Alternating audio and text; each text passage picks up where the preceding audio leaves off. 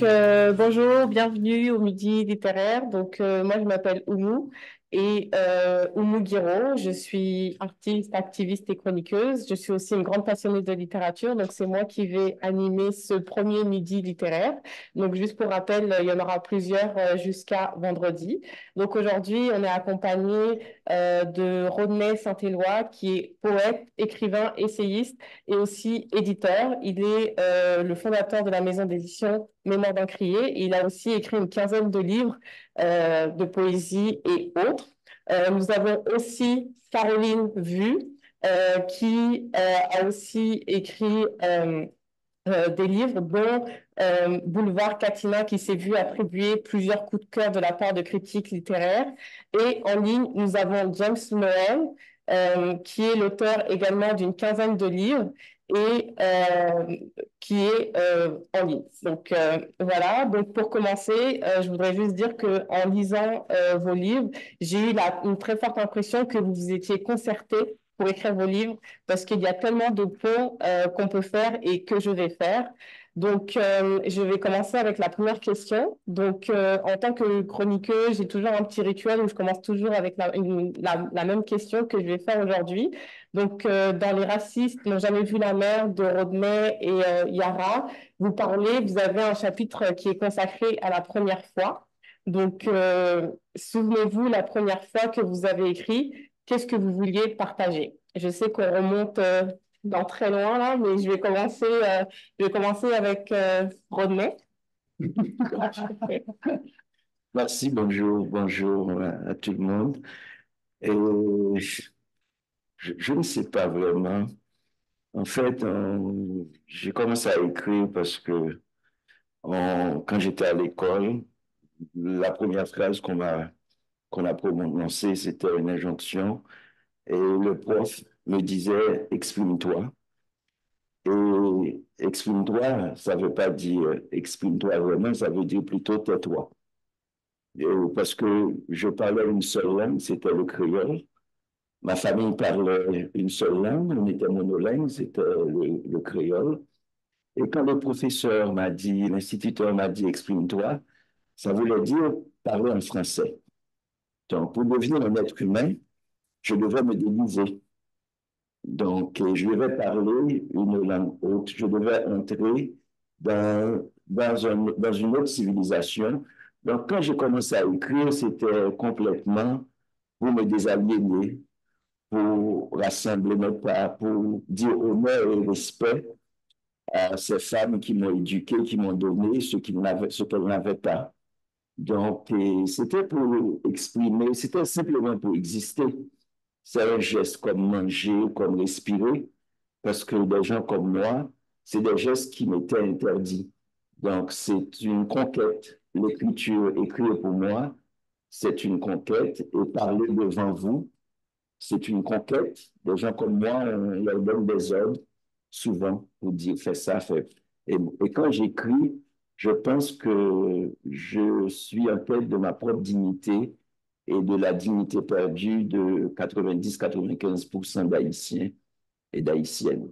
Donc, c'est pour ça, je pense que vraiment la première fois que j'écris, c'était pour dire je. Et quand on arrive à dire je, c'est-à-dire on existe. C'est pour témoigner de mon existence. Parfait, merci. Je vais poser la même question à James qui est en ligne. Et merci, Rodney. Et je prévois qu'on encourt le risque, amoureusement, de dire les mêmes choses à notre manière. Et j'adhère tout à fait à ce que dit Rodney. On écrit, on crée, on invente des choses pour exister. Et moi, ma première fois, comme dans la première fois, il y a tellement de premières fois, mais je vais essayer d'aller vite. Mais ma première fois, c'était une façon vraiment d'apprivoiser mes mains. Et on écrit en quelque sorte pour devenir sage-femme. Une façon d'accoucher de soi-même. J'écrivais pour naître, c'est-à-dire au départ et jusqu'à aujourd'hui, c'est-à-dire au départ, tout est tellement flou. est tellement flou. On écrit pour se rassembler, pas pour donner des leçons, mais surtout pour comprendre et pour apprendre. Et mon premier livre, que j'ai toujours pas fini parce que on écrit toujours son premier livre. Chaque nouvelle création consiste à, non pas à se renouveler, même si ça peut être possible. Et on écrit pour résoudre des problèmes. J'écris mes poèmes pour résoudre des grandes équations et en tout cas pour exister, je parle de mes mains au départ, mais finalement pour exister, pour marcher, pour flâner, finalement, comme si de rien n'était. Alors que tout va très bien et tout va très mal. Donc, Merci, on va reprendre tout à l'heure. J'ai une question justement sur l'existence. Je vais passer à Caroline avec toujours la même question. OK. Ça va être un peu plus long. Un peu plus compliqué. Alors, je suis née au Vietnam. J'ai vécu pendant la guerre. J'avais 8 ans, 9 ans. On voyait tous les jours des images de la guerre à la télé. De temps en temps, on entendait des boum, boum, boum dans la rue. Et comme enfant, j'ai rien compris. J'avais peur, je savais qu'il y avait une guerre, mais je ne savais pas pourquoi. Et je n'osais pas poser la question parce que j'étais élevée dans une famille typiquement asiatique. Ça veut dire les enfants, vous restez dans un coin, vous n'avez pas de droit de parole. Surtout pendant la guerre, que les adultes ont déjà leurs propres problèmes, ils n'ont pas la patience ni le temps de nous écouter. Alors, je restais dans mon coin et je gardais tout ça en dedans. Toute l'anxiété, toute la peur en dedans. Plus tard, on a déménagé aux États-Unis. J'avais 11 ans, dans un petit village, une petite ville aux États-Unis, au Connecticut. C'était en 1970.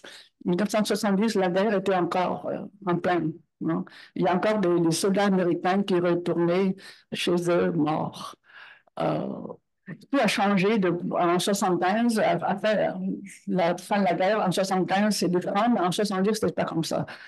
Alors, pour un Américain moyen qui voyait la guerre à la télé, pour eux, les Vietnamiens sont des ennemis, des ennemis. Alors, quand on voit une famille vietnamienne dans la rue, pour eux, on est des ennemis. Alors, c'était très difficile pour moi à l'école. Je ne parlais pas la langue. Je parlais très peu l'anglais. Puis, dans le temps, il n'y avait pas de programme pour aider les nouveaux arrivants, surtout dans ce village-là. Alors, je ne parlais pas la langue. Et j'étais la seule asiatique dans toute l'école. Et on me regardait de travers. Même le professeur disait des niaiseries sur le Vietnam, sur le vietnamien. Et je ne pouvais pas m'exprimer. Je ne pouvais pas dire autrement parce que je contrôlais, j'avais pas la langue. Je ne contrôlais pas la langue. Alors, une fois de plus, j'ai gardé tout ça le temps. Finalement, à 13 ans, on a déménagé au Canada. Et là, maintenant, je parle français, je parle anglais. Je suis capable de m'exprimer. Et j'ai commencé à écrire la première fois, c'était pour un devoir à l'école. Le professeur a demandé qu'on écrit un petit poème. Alors, j'ai écrit un petit poème. Elle n'était pas impressionnée parce que pour elle, il n'y a pas de rime. OK. C'était une professeure d'ancienne école. Un poème, ça devrait rimer. Mon poème, ça n'a pas rimé. Il n'y a pas de problème. Mais tout d'un coup, ça a ouvert quelque chose en moi.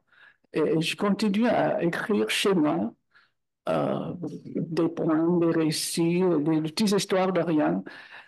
Et ça fait du bien parce que finalement, je peux mettre sur papier ce que je ne pouvais pas dire à 8 ans au Vietnam, ce que je ne pouvais pas dire à 11 ans aux États-Unis. Et ça fait beaucoup de bien. Est-ce qu'il y a un message à donner? Non, à 13 ans, on n'a pas de message à donner à personne. On ne peut pas imaginer qu'il y a des lecteurs qui vont lire nos trucs. Alors, le message, c'est pour moi, le message. En fait, c'est pour moi, c'est pour la petite fille que j'ai été à 8 ans, à 11 ans. Le message est que oui, tu peux parler, tu as droit à parler, on va t'écouter. Et je pense que ça devient un genre d'obsession parce que 50 ans plus tard, j'écris encore sur la guerre, j'écris encore sur le racisme, j'écris encore sur la famille. Alors, c'est ça. Ben justement, ça fait vraiment la suite, justement, de parler des traumatismes, parce que malheureusement, ben, les auteurs racisés en parlent souvent dans leurs livres. Donc, j'ai trouvé des similitudes dans votre roman, Caroline, lorsque vous parlez de Nat et de Michael, deux hommes noirs mal dans leur peau. Vous aussi, Rodney, dans votre recueil aussi, vous en parlez. Je vais commencer avec vous, Rodney, encore une fois. N'êtes-vous pas fatigué de parler de racisme au lieu du vivre ensemble, terme qui est quand même beaucoup à la mode ici au Québec? Je ne parle pas de racisme. Mhm. Je parle de moi pour essayer d'exister. Et il se trouve que quand on me regarde, on voit un corps noir. On regarde un corps noir, comme mon amie Caroline vient de dire qu'elle était asiatique dans une école et je suis un corps noir. Et je suis un corps noir, ça n'échappe pas au regard. Donc, j'écris mes nuits. Donc, l'écriture, pour moi, c'est le langage de la nuit, comme le dit tellement bien Ursula Le Guin. Et je pense que dans cette nuit-là, quand j'essaie de démêler ce qui m'arrive, j'écris avec le regard des autres, le regard qui est porté sur moi. J'écris aussi en transformant les villes d'où je suis. Ça peut être Dakar, ça peut être Sept-Îles, ça peut être Port-au-Prince, et que ça peut être Niamey. Donc, toutes ces villes-là sont en moi. Et que, c'est-à-dire que quand tu déclenches une idée de l'altérité, je ne voudrais pas être le promoteur de ce qu'on appelle le racisme ou de l'antiracisme, mais c'est-à-dire que dans mes expériences de vie, le racisme est présent. Aujourd'hui, comment vivre, comment écrire quand on regarde ce qui se passe au Liban, quand on regarde ce qui se passe à Gaza. C'est-à-dire que c'est une quête de vérité. Et dans cette quête de vérité, il y a moi-même et les autres. Et on a l'impression que le monde se refonde sur quelque chose qu'on appelle la supériorité raciale, sur quelque chose qu'on appelle la suprématie blanche. On le voit quand on entend à la télévision Donald Trump parler. On le voit, on le sent. C'est-à-dire qu'avant, on pouvait dire un petit peu on pouvait dire quelque chose qu'on sentait mal et puis on fait comme ça. On avait honte. Aujourd'hui, cette honte n'existe plus. Et c'est ça qui est difficile. Donc, je ne parle pas, en fait, du racisme. Regarde mon amie Julie qui sourit. Ce que j'essaie de créer un langage d'altérité, où l'altérité est redynamisée, où l'autre existe différent de nous, pas comme une sous-personne, que cet autre soit asiatique, que cet autre soit arabe, c'est pas un ennemi, nous ne sommes pas des ennemis. Nous sommes simplement des êtres humains. C'est-à-dire, c'est simplement redynamiser l'humain en nous. C'est aussi simple que ça. Parfait, merci Rodney. Ben justement, vous parlez de guerre. Je voulais juste citer un de vos poèmes, parce que ça fait aussi un pont avec le livre de Caroline.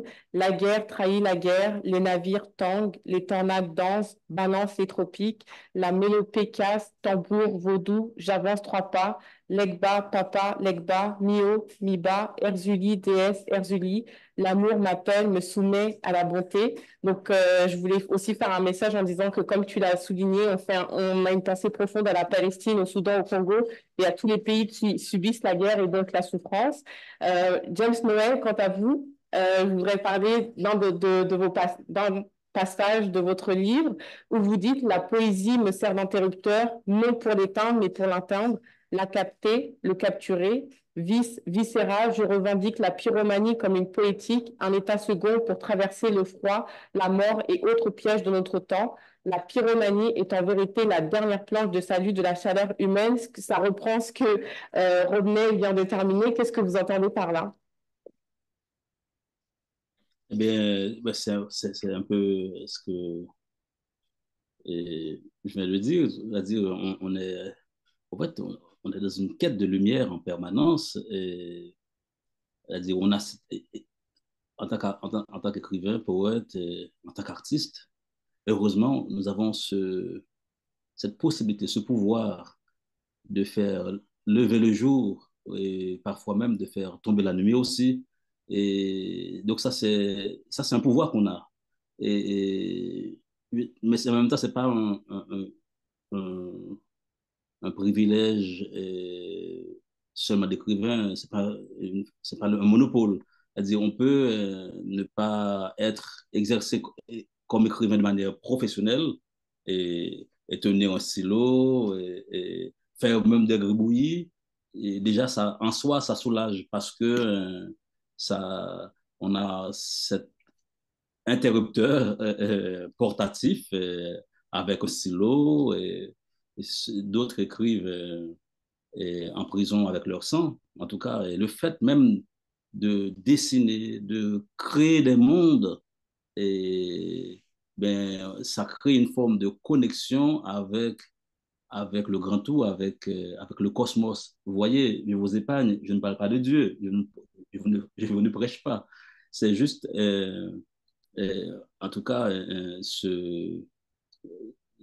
moi, j'écris pas, par exemple, comme poète, et c'est vraiment cette nécessité physique, c'est-à-dire où, ouais, suite à un mal-être qui peut s'emparer de nous dès le réveil, qui fait qu'on s'agite, qui fait que qu'on s'ennuie aussi, et parce que la nuit devient profonde en soi.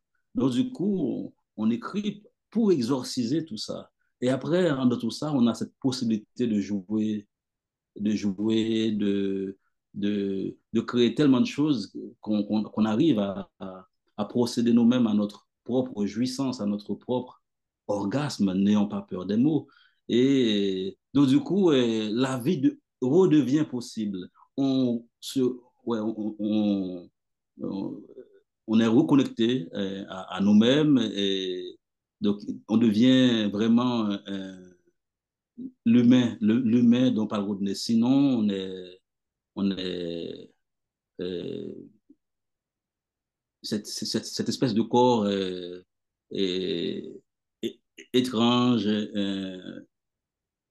qui est écrasé par le fardeau d'être. La vie n'est pas que ça. Hein, mais par contre, dans la création, ben, on peut s'éblouir, on peut renouer avec un courant qui, qui fait qu'on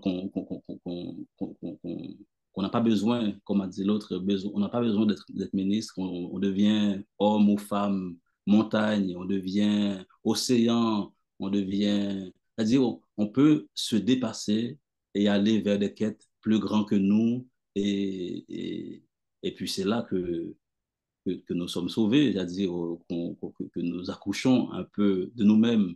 C'est Rimbaud qui parle de naissance latente. Et moi, je crois que ça répond à ce besoin-là. Parfait. On parle aussi, vous avez beaucoup parlé d'humain, mais je voulais aussi parler d'amour. C'est un thème qu'on retrouve dans vos trois livres sur lesquels que j'ai lus. Donc, Caroline, malgré la guerre, l'amour se manifeste de différentes façons. L'amour et l'amitié sont présents tout au long de votre roman. Et aussi, Rodney, est-ce que l'amour, c'est la solution au trauma? Est-ce que vous voulez répondre, Caroline? OK. L'amour, quand on parle de l'amour, il y a l'amour de soi, il y a l'amour de l'autrui. Je pense que ça, oui, ça peut aider pour faire sortir le traumatisme, mais l'amour, c'est pas une solution à tout. Euh, à dire, je vais t'aimer, c'est comme donner des antidépresseurs à un gros déprimé. Ça va aider, mais il faut vraiment aller plus loin, aller fouiller pour voir pourquoi il est déprimé, pourquoi il y a le traumatisme. Il avait fouillé dans le passé et faire remonter la mémoire. Souvent, la mémoire est oubliée ou bien c'est reprimé. Alors, il faut vraiment faire remonter la mémoire. Et je pense que la littérature peut jouer un rôle à la transmission de la mémoire, surtout la mémoire d'un peuple. C'est ça. Alors, l'amour, oui, mais c'est pas assez. On est. Mais Caroline est médecin, donc c'est Caroline qui nous guérit, toutes et tous. Donc, mais je pense que c'est un médicament que j'aime, l'amour. C'est un médicament sans lequel je n'existe pas. Donc, il y a, je pense que souvent ce qui manque aux êtres humains qui fait qu'ils deviennent des méchants, c'est l'amour. Je pense qu'il y a toute une mémoire pacifiée. Quand on a vécu ce que un Haïtien, un Palestinien, un Asiatique, ou bien un Canadien, ou bien un autochtone, quand on a vécu tout ça, ce qu'on a vécu, dans mon cas, l'esclavage, la traversée, la violence, une violence systémique, s'il n'y a pas d'amour pour te rappeler que tu existes, et s'il n'y a pas cette altérité intérieure par rapport à soi-même, parce que quand la première question que tu as posée, elle m'intéresse beaucoup, en fait, parce que quand on écrit, c'est pour se désaliéner. C'est comme si, le soir, le matin, je me réveille, je touche ma peau pour me dire, comme Caroline dit, l'amour de soi, pour dire que j'existe. Commencer par trouver dans mes mots, dans mes utopies, et essayer de nous rapprocher, mon et moi. Donc, il y a tout un jeu. Et je pense que c'est important et que dans la culture afro-américaine, les mères apprennent à dire à leurs enfants beaucoup à chaque matin en disant je t'aime, je t'aime, je t'aime. Je pense que c'est jamais trop. Pourquoi c'est jamais trop? Parce que sur le trottoir, l'enfant va recevoir un regard qui lui dit le contraire. Donc, c'est comme si on fait provision d'amour, rien que pour effacer toutes les nuits qui s'emparent de nous. Et je pense que c'est important pour regarder la lumière. Je pense que c'est comme si l'amour nous ouvre des fenêtres. Pourquoi exister? Pourquoi se réveiller tous les matins pour dire je participe à un combat? Si au bout de ce combat, il n'y a pas une tendresse, il n'y a pas une main tendue vers nous. Donc, je ne sais pas, Caroline, en tant que médecin, si tu vas nous guérir, parce que je pense que l'amour est un moteur. L'amour peut ne pas suffire, mais c'est un moteur qui nous pousse à continuer à marcher sur le chemin, parce que les chemins ne sont pas des chemins de lumière. Cette lumière doit être en nous. Oui, certainement. Là, tu me dis que les Américains vont dire je t'aime, je t'aime, je t'aime tout le temps à leurs enfants. Les femmes noires américaines. Oui, les Blancs aussi, je t'aime. Quand tu écris une lettre à quelqu'un, je t'aime, I love you, XXX. Dans la culture asiatique, il n'y a rien de ça. On ne dit jamais je t'aime. Mais une mère va montrer l'amour en faisant la nourriture. En faisant la nourriture, elle prend soin de toi, mais on ne dit jamais je t'aime. Mais c'est compris. Des fois, c'est compris, des fois, c'est pas compris. Justement, Rodney, vous parlez d'existence. Depuis le début, on a parlé d'existence, Caroline aussi et James aussi. Donc, bon, j'aime bien lire un petit peu des bouts de poèmes. Nous ne trahirons pas le poème de René Saint-Éloi, écrire pour ne pas mourir, écrire sa carte d'identité pour semer les milices, planter l'arbre, la sève demain, la montagne, la forêt, dérouter les langues, les géographies, le tambour dit j'existe. Justement, moi j'ai une question pour James. Comment existez-vous aujourd'hui?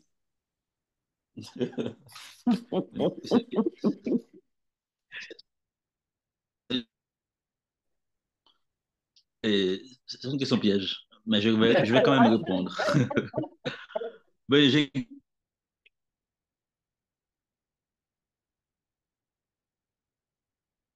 Je pense qu'on a des petits problèmes de connexion. J'entends sa voix. Ah oui, beaucoup de connexions. Oui. Ouais. n'arrête pas de dire que problème de connexion sur mon écran. Et au fait, je m'invente, j'essaie de m'inventer dès le réveil. Et on est parlé de combat et Caroline abordait aussi dans le même sens par rapport à à nos différences dans un monde qui décide que voilà comment on doit être. Et donc, du coup, c'est un monde à travers ce prisme-là, ce regard-là, qui nous invite tout naturellement à nous marginaliser, à ne pas exister, à ne pas faire entendre nos rires ni nos cris. Et donc, c'est à la fois terrible, mais en même temps, c'est une chance et parce que ça nous invite à porter nos gants de velours ou les enlever aussi pour caresser. Et dès le réveil, et je sais que ben il y a un ring, il y a un ring. Tu sors du lit et on sort du lit pour ceux qui ont le privilège d'avoir un lit, il ne faut pas l'oublier. Tout le monde n'en a pas. On sort du lit pour sans une passerelle pour entrer sur un ring. On monte sur le ring. Donc, du coup, il faut se battre. Au fait, chez moi, ça passe par l'écriture. Et même si j'écris pas tous les jours, mais par contre, c'est là, pour le coup, que le monde en moi bat son plein, c'est-à-dire où j'arrive à, à, à calmer mes troubles, à calmer les, mes grands feux, c'est-à-dire et toutes mes bêtes, mes serpents, à les charmer. Donc, du coup, écrire, avant tout, c'est une façon d'apprivoiser le monde, de m'apprivoiser. Et ça veut dire en même temps se donner ouais, des armes, comme dirait Césaire, des armes miraculeuses pour s'inventer dans beaucoup de choses. Donc, j'essaie d'exister en faisant mes gammes, en essayant de faire mes gammes dans plusieurs domaines, et la poésie, la prose, le roman, la revue, Intranquillité, et un peu la musique avec des amis musiciens. Mais tout ça, c'est un luxe. Nous sommes mais en même temps, pour y arriver, voilà, il faut faire le jour en soi, en écartant tellement de nuages, tellement, dès qu'on ouvre la radio, ben, on est servi, c'est-à-dire, on est servi, et on ne doit quand même pas oublier, bon, par exemple, comme Caroline, comme Rodney, entre le Vietnam et Haïti, nous sommes ce qu'on appelle les damnés de la terre, c'est-à-dire quand on ouvre la radio, moi en France, c'est-à-dire ce qui te rappelle à ta condition d'exilé, notre exilé à notre manière, c'est-à-dire Haïti qui est maintenant prise en otage par les gangs, c'est la gangrène, où on ouvre la radio, on écoute la radio en Haïti grâce à Internet comme ça, on va dire où nous sommes enterrés debout, vivants. Je viens d'un pays où avant on pouvait rentrer, dire nos poèmes, aller voir des amis. Ce n'est plus le cas aujourd'hui. C'est-à-dire, donc du coup, pour exister, en fait, c'est ça, cette question que je vis comme un coup bas, parce que c'est vraiment, ça demande beaucoup de ressources intérieures pour composer avec soi-même vis-à-vis des monstres comme Trump, vis-à-vis de Michel Martelly en Haïti, vis-à-vis de tous ces gangsters. Ils sont tellement nombreux qu'on n'arrive même plus à avoir un seul visage pour savoir quel monstre, quel ennemi on affronte. Mais en même temps, euh, pour arriver à transcender et pour ne pas oublier l'essentiel, c'est-à-dire qu'est la vie. la vie qui est là, la vie vivante et à, à, à vivre, à apprendre, à comprendre. Et pour, voilà, moi, je crois vraiment qu'il est fondamental, dès le réveil, hiver ou pas, de faire le jour en soi. Merci, James. René? Oui, j'écoutais, James était perdu dans l'élégance de la parole de James. La question, c'était, Comment existez-vous aujourd'hui? ah, j'existe et je pense souvent à ma mère qui est décédée et qui m'avait toujours, en fait, James parlait du réveil tous les matins. Ma mère me disait que je dois, en fait, me soigner, comme on parlait de guérir. Elle n'était pas médecin, Caroline, mais elle me dit, quand elle me dit me soigner, c'est soigner mon visage. Tu vas voir des gens, regarde les vêtements que tu portes, fais-toi beau. Et ma grand-mère me disait que j'étais un petit prince. J'étais pas un petit, un prince, un vrai. Donc, et j'y croyais. Pour ma grand-mère, j'étais le plus beau. Je pense que vous le croyez aussi. Donc, et c'était ça. Et souvent, c'est-à-dire, j'ai pu créer pour vivre, et c'est peut-être ça aussi l'écriture, une certaine mythologie me concernant, en sachant que quand je regarde le soleil se lever, et le matin, je regarde, je vois la lumière, je vois le soleil, et pour écrire mes poèmes, pour continuer à écrire, à exister et à croire dans mes propres utopies, je pense que le soleil se réveille juste pour moi. Et c'est à cause, c'est cette condition-là qui me permet d'exister, de rester debout.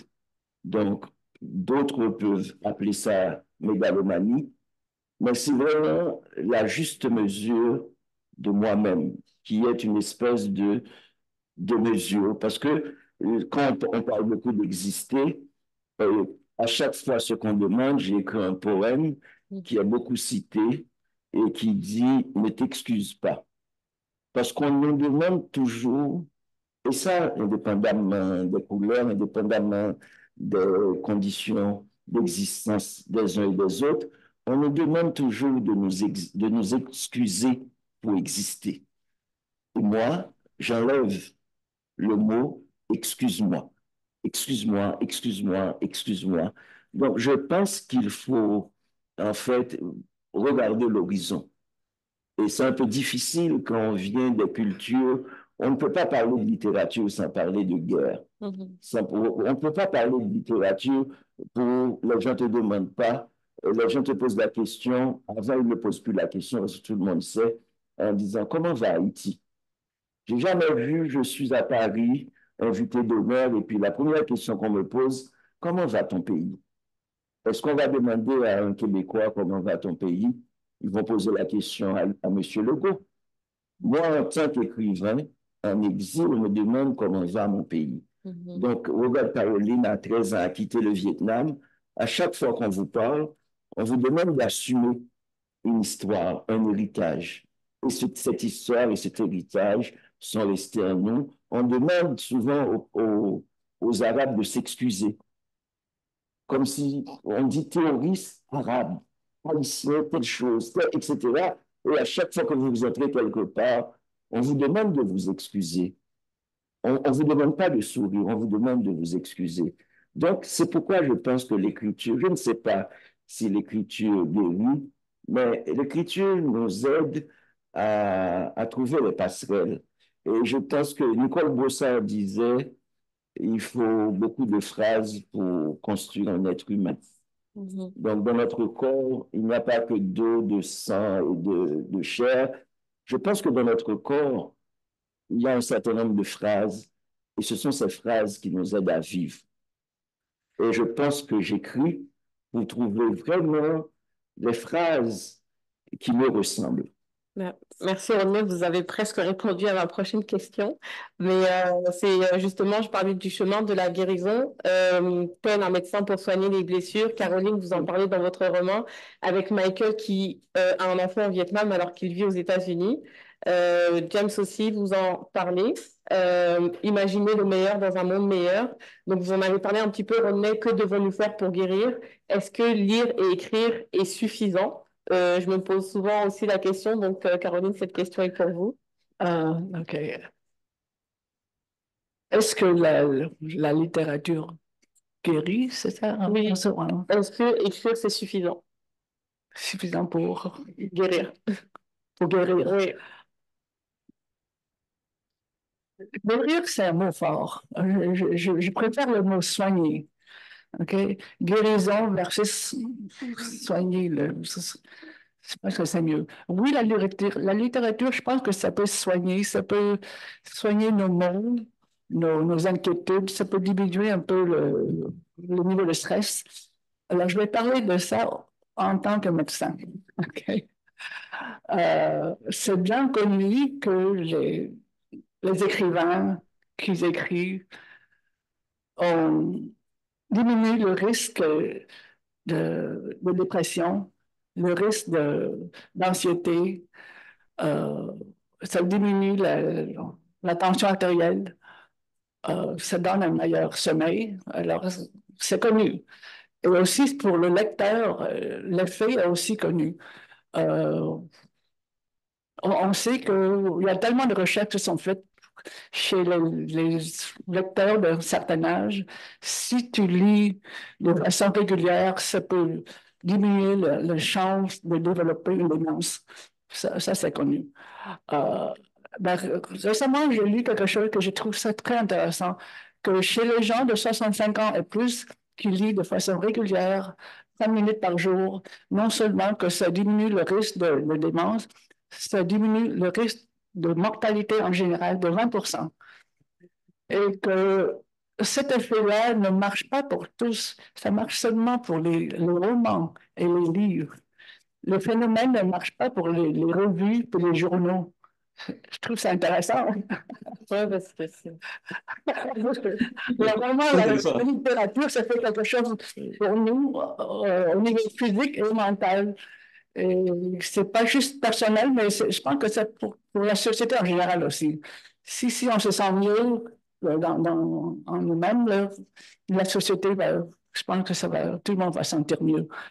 Euh, je pense qu'une littérature sérieuse, euh, de conscience, ça peut ramener la communauté, ça peut rassembler les gens et ça peut donner de l'espoir.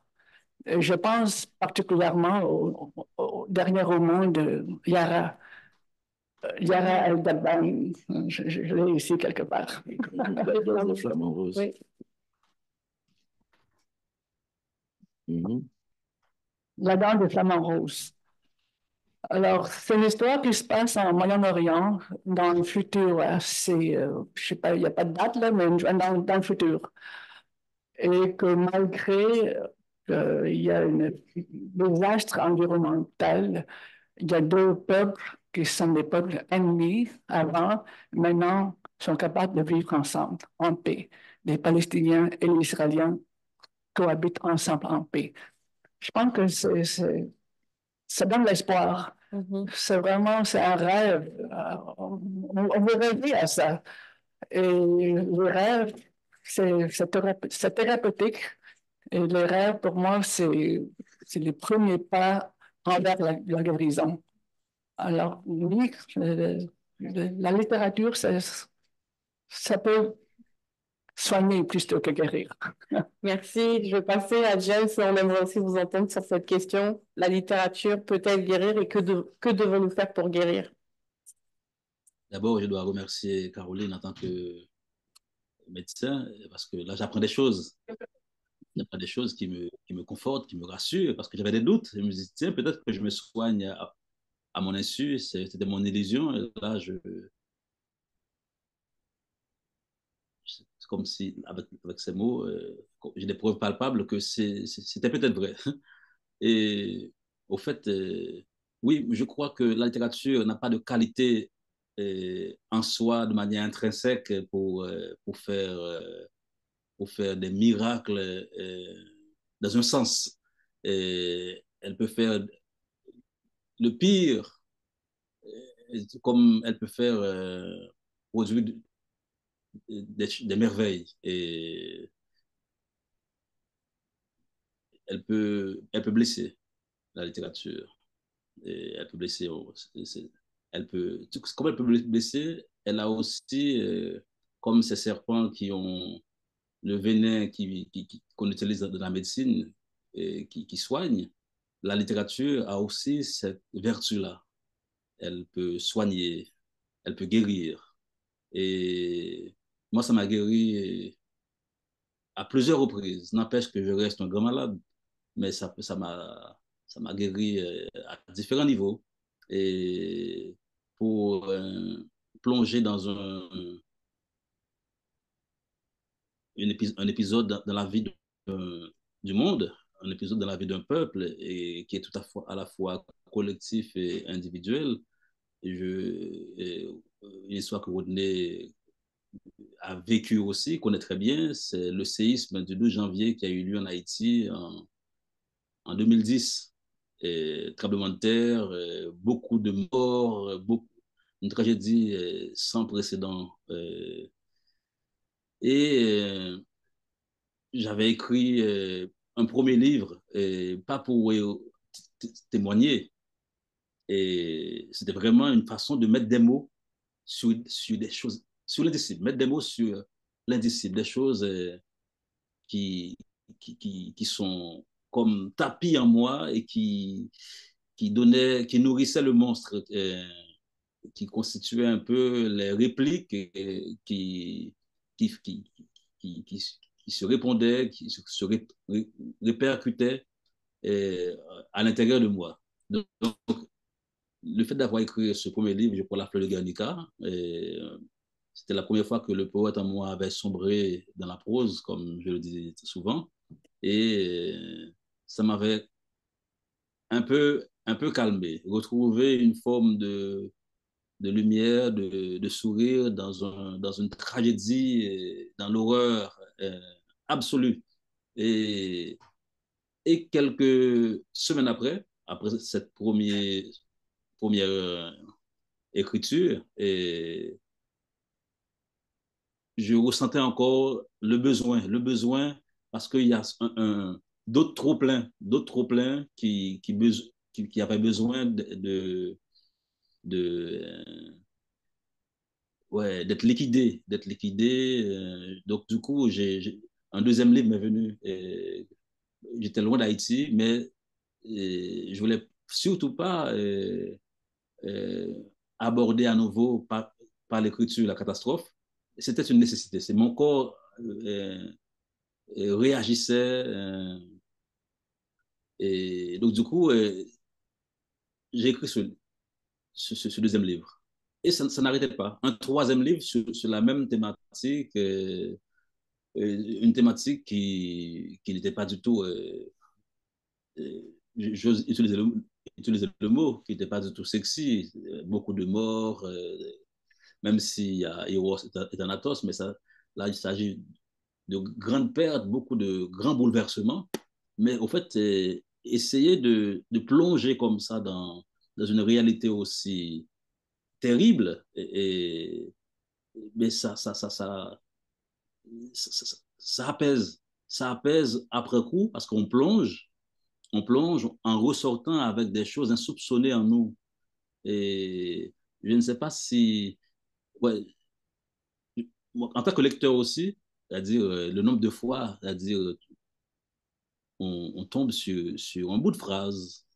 Et c'est vrai que ça m'arrive rarement dans une manchette ou dans un article de journal, mais de journaux, mais c'est vrai que en lisant un roman ou un essai, des fois c'est un flash, des fois c'est juste un mot comme ça qu'on retrouve chez un écrivain et, et là ça répond à quelque chose qui était absolument impossible à définir, à, à mettre en mots par rapport à nos blessures, par rapport à ce qui nous fait problème. Et là, on a une révélation. Et le fait de voir cette révélation-là, ça nous révolutionne, ça change tout. Ça change tout. Donc, du coup, il y a cette dimension, justement, en tant que lecteur, des fois, c'est au cinéma aussi, hein, on a plein de révélations comme ça. Et moi, il n'y a pas longtemps, il y a 4 jours, j'étais pas loin de Genève pour une lecture. Et je lisais Aimé Césaire, Franck Etienne, Kathleen Mars, Ernest Pépin, des poètes caribéens. Et à un moment donné, voilà, j'ai lu ce poème de Franck Etienne. C'est la rive que tu tombes, apprends vite à chevaucher ta chute, que ta chute devienne cheval pour continuer le voyage. Et il y a une dame qui est venue vers moi après, qui me dit, mais ça fait longtemps que je souffre. Et vous avez dit ça. Elle dit, je ne fais pas le coup à tout le monde. Si je pleure, là, je pleure, je ne fais pas le coup à tout le monde. Elle dit, maintenant, je comprends. Je comprends. Et ça me change tellement par rapport à ce que je vivais et que je ne comprenais pas. Et rien que ce poème, eh bien, voilà, ça, ça change tout le fait de mettre en mots quelque chose qui n'était pas du tout compris. Quand on est totalement dans l'incompréhension, on est plus perdu, alors que quand on a l'interrupteur, Ça reprend ce que c'est-à-dire, vous disiez au début avec votre poème sur l'interrupteur, justement.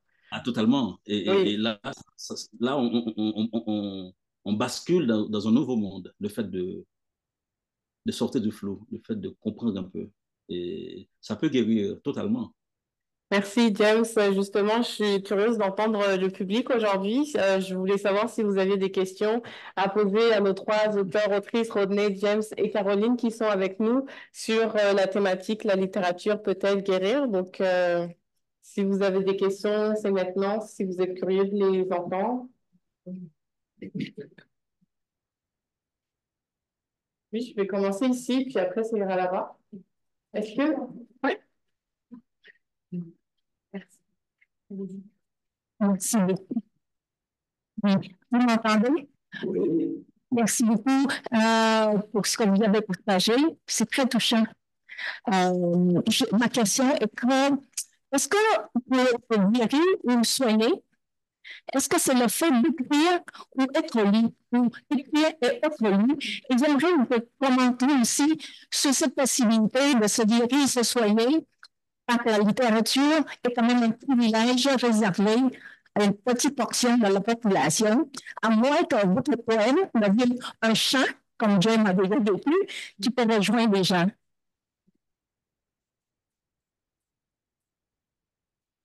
C'est pourquoi c'est Caroline qui soit. Ce que je voulais dire, merci pour la fameuse question. Effectivement, c'est une question de privilégié.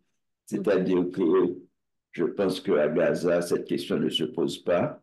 Ce matin, j'ai beaucoup parlé à une amie libanaise parce qu'au sud du Liban, on est en train de bombarder au sud du Liban et Yam Yared, qui est une autrice canadienne et qui vit à Beyrouth, une autrice libanaise et aussi, et qui vit à Beyrouth et je suis en train d'éditer son livre et on est en train de se parler. Donc, elle écrit comment est-ce qu'on écrit quand les missiles tombent. C'est pas la pluie qui tombe, c'est des missiles qui tombent quand on est en train de compter les morts et puis vous écrivez. Vous voyez, donc, il y a un privilège, le privilège d'exister, d'écrire, mais est-ce que c'est un privilège? Parce que quand on écrit aussi avec les autres. Est-ce qu'on écrit avec les autres? Moi, je suis fondamentalement haïtien, c'est-à-dire j'écris avec toute la faim qui mine Haïti, toute la violence qui mine Haïti. Donc, je pense que le soi, le moi, n'existe qu'en relation. Et comme ce moi est en relation, et James a parlé beaucoup du séisme. J'ai vécu le séisme, j'étais en Haïti, et, invité par Étonnant Voyageur, vous voyez le privilège. Donc, je prends l'avion pour aller en Haïti. Je rentre à l'hôtel, hôtel 5 étoiles, piscine, tout sur le restaurant. Et en Haïti, on ne parle pas de stylisme, on parle de goudou-goudou. Donc, c'est la voix du peuple. C'est le peuple qui invente nos poèmes. Donc, le goudou-goudou, c'est pour dire qu'ils ne connaissent pas le séisme. C'est le bruit que ça fait, c'est la terre. C'est ce tremblement-là. Et ce tremblement, naturellement, je suis à l'hôtel, mais il n'y a plus d'hôtel. Donc, je me suis retrouvé sur la roue de l'hôtel et autour de nous, tout a disparu. Et Daniel a écrit un livre merveilleux qui s'appelle Tout bouge autour de moi. Et que, parce que tout bougeait. Donc, on était sur la cour ensemble. Comme ça, on était sur le court de tennis et que on regardait ce qu'était l'hôtel 5 étoiles, ce qu'était la piscine. Donc, c'est-à-dire un fragment, en 30 secondes, on a vu tout disparaître.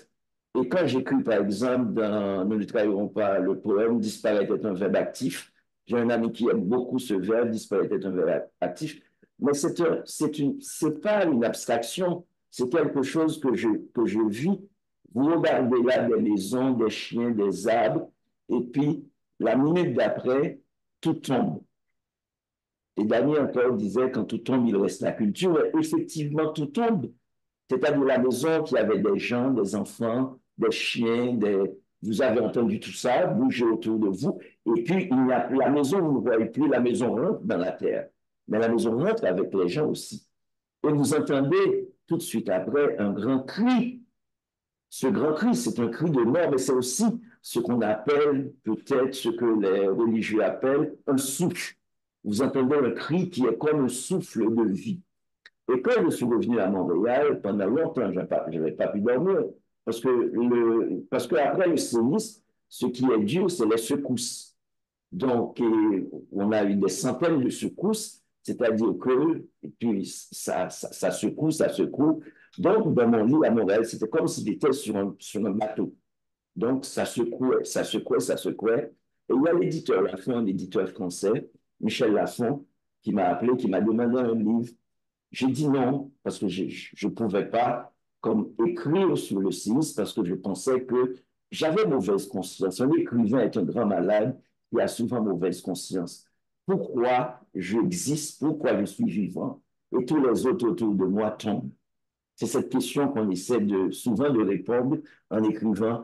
Et j'ai dit oui après, un mois après, parce que j'ai senti en moi le tremblement. Ce tremblement-là que j'ai vécu, ça a continué en moi. Et quand j'ai écrit un livre, et j'ai senti que peut-être, après 8 mois, ce tremblement-là n'est plus tremblement. Parce que j'ai dialogué avec toutes ces ombres-là. J'ai dialogué avec tous ces tremblements-là. J'ai transformé ce tremblement en horizon. Et c'est ça que l'écriture permet. Toutes les guerres qu'il y a en nous, tous nos paradoxes, donc on essaie de les rassembler et de regarder mieux en nous. De creuser, et quand on a parlé de creuser, c'est creuser nos doutes, creuser nos peurs, creuser nos humanités. Donc, c'est peut-être ça, je pense que la question de la guérison pour nous. Mais merci Caroline pour cette consultation gratuite. Merci aussi au Phil, parce que Phil invite des médecins pour nous aider à nous guérir. C'est vrai, merci Michel. Michel est là. C'est drôle, parce que là, tu parlais de tremblement de terre en Haïti. Ça n'a rien à voir avec ta question. Mais je me souviens toujours, j'avais un patient, un Canadien d'origine haïtienne, okay, qui était là pendant le tremblement de terre. Il travaillait pour la Croix-Rouge. Et il était revenu au Canada à cause de ça. Il était beaucoup de chocs, traumatisme et tout ça. Alors, je l'ai vu, très anxieux, choc post-traumatique. Alors, je lui ai donné quelques semaines de congé. Et il revient 2 semaines plus tard et me dit que je veux retourner en Haïti. Ça, c'était la première fois que j'ai vu ça. Parce que souvent, les patients qui viennent me voir, oh, j'ai tombé, je ne peux pas aller travailler, donne-moi le papier, OK. 6 mois plus tard, oh, j'ai encore mal, donne-moi le papier, OK. La plupart des patients sont comme ça. C'est la première fois que je vois quelqu'un qui veut retourner. Malgré que, pour moi, t'es pas correct, t'es pas guéri encore, t'es encore... Non, je veux retourner, je veux aider mon peuple. C'est la première fois. Je me souviens toujours de ça. Il y a des patients que tu te souviens toujours, des petits gars, que tu te souviens de ça, c'est un des patients. Je m'excuse, ça n'a rien à voir avec le ciel, là, mais tu parles des tremblements de terre, ça revient. Merci. Est-ce qu'on a une autre question? On avait une main levée tantôt. Oui, peut-être une question un peu plus légère, plutôt pour Caroline, peut-être, pour une femme et une parole peut-être. Je sais qu'on vit dans un monde où on peut toujours exprimer ce qu'on veut dire, parce que si on regarde des situations de guerre ou des situations de travail, il y a parfois les hommes qui crient plus fort. Alors, c'est difficile de s'exprimer, de dialoguer, et moi, je suis une grande croyante en dialogue. Est-ce que votre écriture, Caroline, vous êtes dialogué avec les autres, peut-être exprimer des choses que vous arrivez à dire, peut-être comme une jeune fille, comme un enfant qui est arrivé à Canada? Oui, parce que j'entends mal. Venez ici, j'entends mal, je m'excuse. Je vais parler plus fort, voilà. Je dis que parfois les femmes ne parlent pas assez fort. Il y a les hommes qui parlent plus fort et parfois c'est difficile de s'exprimer comme une jeune fille asiatique, comme une femme. Oui. Est-ce que l'écriture vous aide, vous exprimer, Oui. dialoguer et pour ça peut-être vous soigner? Oui. Oui, certainement, oui. Puis à cause de mon enfance, à cause de tout ça, je suis quelqu'un qui est toujours très timide de parler devant les gens. Parce que, comme je vous dis, là, dans une famille asiatique, on n'a pas le droit, les enfants n'ont pas le droit de parler, c'est tout. Et je suis élevée avec ça, avec ce genre de complexe. Et ça gardé. Alors, c'est pour ça, parler devant tout le monde, je suis très nerveuse. Je m'excuse. C'est correct. Merci, Caroline. Est-ce qu'on aurait une autre question? Oui. Oh. C'est la dernière question. On va prendre une dernière question. Tout à l'heure, vous avez parlé de votre hésitation après, par exemple, le séisme. Quand je lis Caroline, je lis des livres, que ce soit des romans ou des essais de recueil. Je pense que pour beaucoup d'entre nous, c'est important de transmettre. C'est un devoir de survivant. Le poids de la mémoire est lourd, pèse lourd. Et c'est quelque part pour la jeune génération, c'est important d'apporter par la littérature, par l'écriture, par les mots, on essaye de soigner. Parce que quand nos parents, ils se taisent parce qu'ils veulent nous protéger. Mais le silence apporte l'ennui. Quand on se tait, il nous insécurise, les jeunes générations. Je pense que pour les générations issues des migrants, c'est un peu. Je pense qu'il faut plus possible. Je suis d'accord avec toi. Merci. Non, c'est vraiment ça, c'est vraiment parfait parce que ça conclut en fait notre premier midi littéraire ici. Donc nous avions James Noël qui est en ligne. Merci James, Rodney Saint-Éloi et Caroline Vu. Donc je vais terminer juste avec une citation. Écrire est un échappatoire qui nous apaise, qui nous protège de nos maux et surtout qui nous libère de nos tourments, mettre de la lumière dans nos vies et aussi écrire pour rêver. Merci à toutes les personnes qui se sont déplacées pour ce premier midi littéraire. Merci encore. Merci à tous. Merci, merci. Merci à vous, merci. Merci. Merci.